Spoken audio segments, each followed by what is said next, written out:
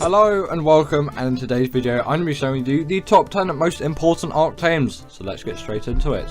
In number 10, I've decided to put the Beauty, as bosses are quite a big part of a general Ark player's playing, and obviously this creature is going to drastically help your performance in a given boss scenario. Although sometimes you can get away without using one, it is still good practice to have one. And it is so much better that they're in the game than if they weren't in the game. Although a bit of a late addition to Ark coming in 2017, they have been used non-stop ever since, and they really do deserve to be an important Ark creature.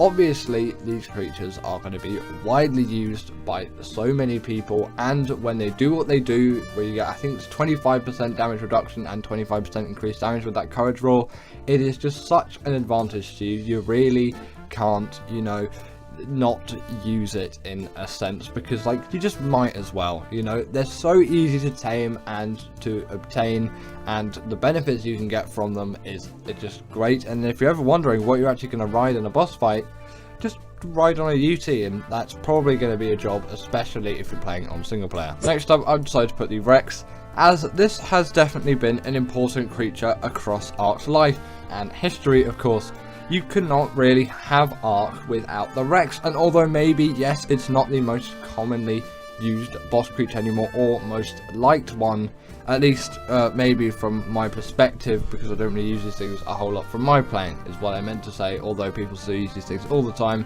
they really do deserve to make the list as a fantastic boss creature. Spinos are also quite important as well, but in terms of the scale between Rexes and Spinos and how they're used for boss fights, Rexes always take the win in terms of the importance of them, so hence why I'm putting them here instead, because they really do need to be on this list. Although maybe not the most important to me, they definitely are a very important Ark creature, and the game would definitely not be the same without them. It is a really good thing that they're in the game, because their health is great, their damage is great. Although yes, maybe their weight and stamina isn't something to be proud of, it still is going to carry you through those boss fights, as you're not going to be riding on these things anyway. Their stamina is literally infinite when you're not riding on them, and you're going to have a perfectly fine time with these creatures, as their health and damage is what you're going to need for those boss fights, especially the longer ones. Some other creatures do fall behind because of the lower health, whereas the Rex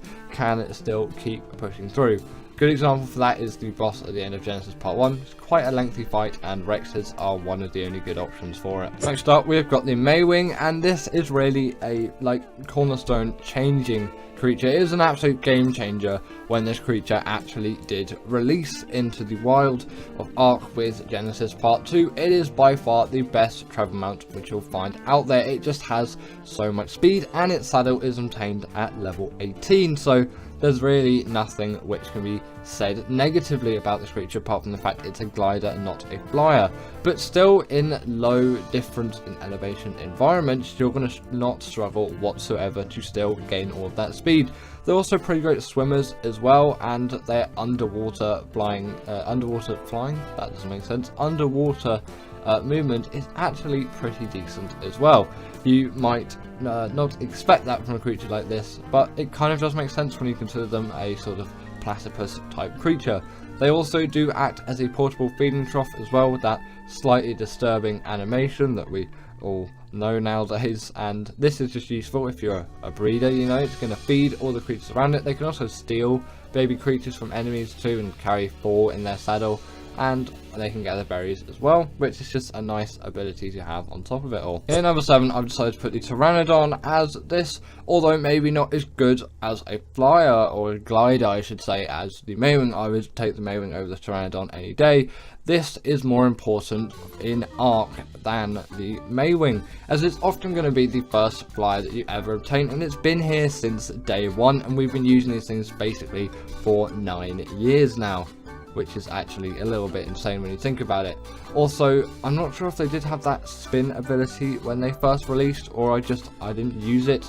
Either way, they have definitely progressed in a way, I'm pretty sure, over Ark's history and life. Obviously, you've got all the variants of Pteranodons as well, although I'm pretty sure all of them aren't tameable, because you've just got the corrupted Pteranodons on Extinction.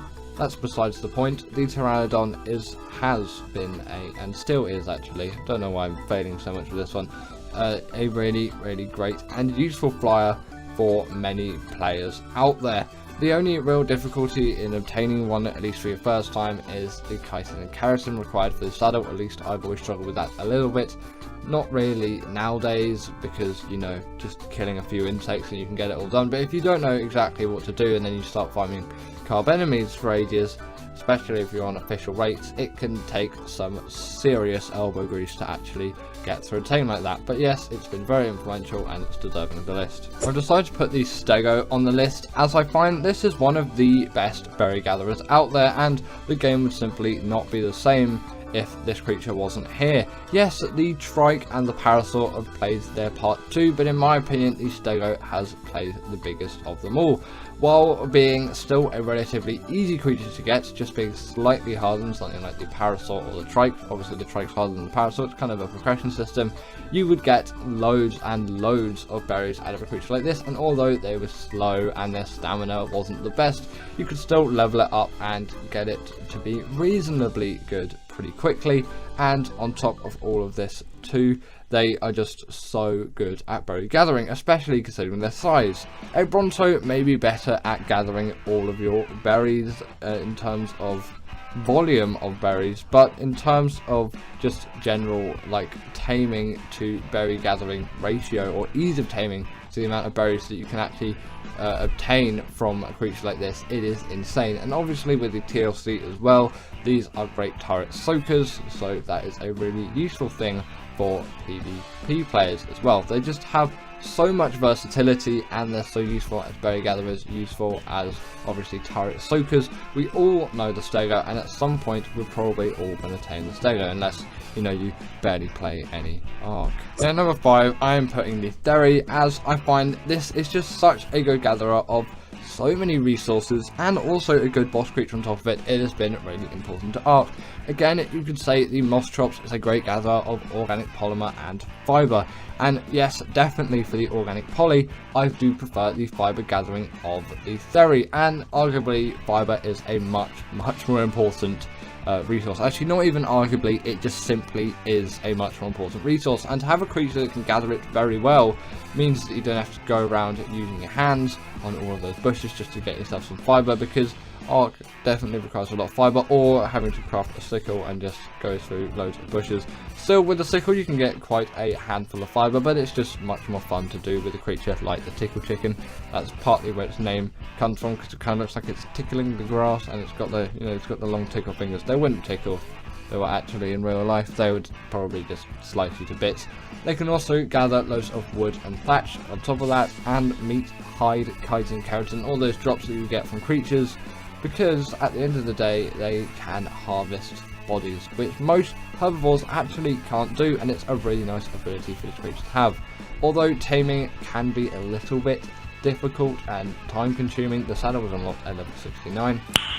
Nice.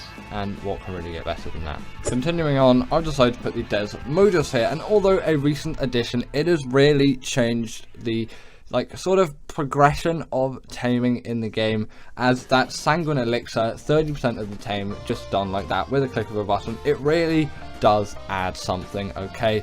That it just changes up the game dynamic for some difficult or longer tames. On top of this, it can also gather blood bags, which has been something which has been an absolute pain to do until the Desert Modus released. It is also just a very fast glider, and it can pick players off mounts with absolute ease in given PvP scenarios, so you really won't struggle whatsoever to you know, use this thing for PvP usage, because they are just goated at that, in my own words. But also just for PvE, obviously that taming is insane. The blood bag gathering also makes them really good for taming Bloodstalkers, and I love that creature. I'll give it a brief honorable mention as an important Ark tame, although it doesn't deserve to be on this list in my opinion, just because the other creatures here are a little bit more important than it. At number 3, we have got the Argentavis, and this has been here just for so long nowadays. It's been here since day one, I'm pretty confident, and on the island this is an absolute lifesaver. While the Pteranodon will probably be your first flyer, player, this is where the game is really going to change for you. You're going to notice a lot of progression difference when you get yourselves an RG. The weight and stamina difference between the Pteranodon and the RG is absolutely insane, especially considering their weight reduction on things like crystal, metal and obsidian. Don't know what crystal is. Guess I have to make a mod and make crystal now.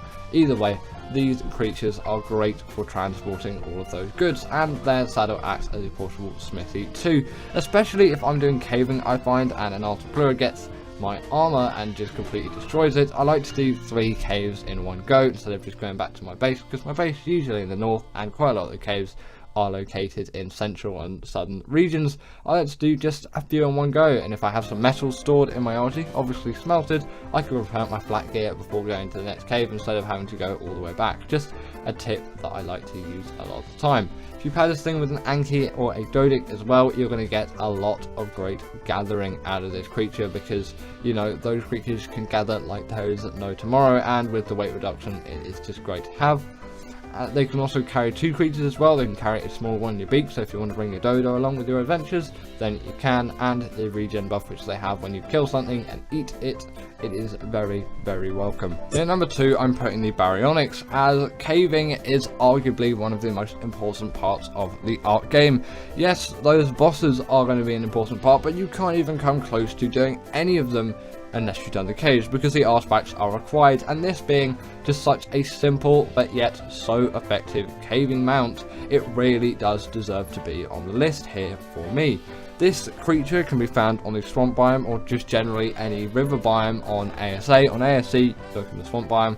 On ASA, the spawns seem to be a little bit bugged, so you can kind of find them along any river, but if you can't find any, always go to the swamp, and that is going to be probably your safest bet. They have a very high amount of mobility too for a carnivore, and it does make sense considering their size. They can also jump a little bit as well if you want to go Mario style, I guess, and the spinner stack on top of it makes it sort of Mario Galaxy style. It can stun creatures up to the size of a Megalodon, and it's pretty decent for the underwater caves too, because it is a very nice swimmer. The reason why it's just so great for caving is the damage and health and mobility is simply so amazing for doing those caves, and on top of that it is the perfect size to fit into basically all of them. Don't try the artifact of the Skylord cave though, because that will never work in your favour, and that is why I find these creatures just to be so important. Now for me, this is my most important Ark Tame of all time, the Deinonychus. It is a great one for caving like the Baryonyx 2, and it's even smaller and more mobile, and on top of that it deals the bleed ability, but it is insane for bosses too and general travel around the map, and it's the only Ark creature out there that can deal bleed damage to bosses. And sometimes when I'm with my pack of Deinonychuses, and actually most of the times, I'll skip out on using something like the Yuti, because the boss is only lasting about 1.5 minutes, 2 minutes anyway. It really does not make any difference, and maybe just lugging a Yuti around, it's not really what I want, and I want to be riding on one of the Deinonychuses to actually get it out and done as quick as possible. So the Yuti would essentially basically be doing nothing. Obviously I could set it to do it, but still I wouldn't really want that. It just kind of makes that scenario a little bit more messy, so that would be the only time that I wouldn't use it. The Deinonychuses aren't quite as good for the longer boss fights. Sometimes their health can pull them back a little bit, but if you do have some health mutations, you can actually go through even the alpha boss fights on Gen 1 on that Master Controller boss. I've done it before. Just, you know, you are going to need some pretty buffed up Deinonychuses for that. They also take no fall damage, which is just a nice addition for them to have, and scaling walls or vertical surfaces is an absolute ease, as they can simply jump across them and up them. It is going to be one of the easiest things that you encounter with this creature. It's general travel around the map. It is absolutely insane how good these things are as traveling mounts, and they're just so good at such a wide variety of things. I really do need to put them in at the #1 spot. And give it up for our patrons, Ekaterina Puchkova and Karina Thorne, Dominic Maciejewski, sorry about that name, and everyone else that's on this list. All the people I've mentioned are paid members, and if you feel like that's something you want a shout out at the end of the video, go join the Patreon or become a paid YouTube member.